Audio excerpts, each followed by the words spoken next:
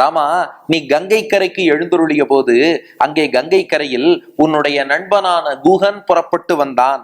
அவன் யாருன்னா சுகிருதா, உனக்கு மிகச்சிறந்த நண்பன். ஏன்னா ராமனை பொறுத்தவரை யார் என்னன்னு ஏற்றத்தாழ்வெல்லாம் பார்க்க மாட்டான். குகன் வேடுவனாக இருக்கலாம், ராமன் சக்கரவர்த்தி திருமகனாக இருக்கலாம். ஆனா ராமனை பொறுத்தவரை எல்லோரும் சமம். ஏழை ஏதலன் கீழ்மகன் என்னாது இறங்கி மற்றவர்க்கு இன்னருள் சுரந்து மாழைமான் மடநோக்கி உன் தோழி உம்பி எம்பி என்று ஒழிந்திலை என்று திருமங்கையாழ்வார் பாடுகிறாரே, அப்படி சுஹ்ருத் நண்பன் என்று ராமா நீ குகனை அங்கீகரித்தாயே, அந்த குகன் வருகிறான். எப்படி வந்தானா? சாஸ்திரேன, கண்ணிறைய கண்ணீரோடு வந்தானா.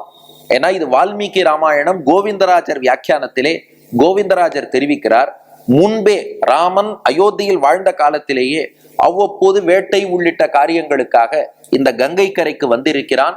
முன்பே ராமனுக்கும் குகனுக்கும் நட்பு உண்டு என்று வால்மீகி ராமாயண வியாக்கியானத்தில் கோவிந்தராஜர் தெரிவித்திருக்கிறார். அதை பத்தி விசாரம் வேணுங்கிறவா அதுல ரெஃபர் பண்ணி பார்த்துக்கலாம். ஆக அப்படி ஏற்கனவே தனக்கு நண்பனாக ஒரு இளவரசனாக பார்த்த ராமன் இன்றைக்கு அதே ராமன் மரவுரி அணிந்து கொண்டு வனவாச திருக்கோலத்தில் வந்திருக்கிறான் அல்லவா. அதனால அதை பார்த்து கண்ணீர் வடித்து கொண்டு குகன் வரானா. அப்ப கங்கா தீர சமாகதேன சுகிருதா சாஸ்திரேன, கண்களிலே கண்ணீர் விட்டு கொண்டு அந்த நண்பன் வந்தான். அவன் வந்து ராமா உன்னிடம் பிரார்த்திக்கிறான். சாகேதவது தேசோயம் தவ சர்வமானவமணே, அனைத்து மனிதர்களுக்கும் தலைவனாக விளங்கக்கூடிய ராமா, சாகேதம் எனப்படும் அயோத்தி எப்படி உன் தேசமோ அது போல இந்த ஸ்ருங்கிபேரபுரமும் உன்னுடைய தேசம் தான்.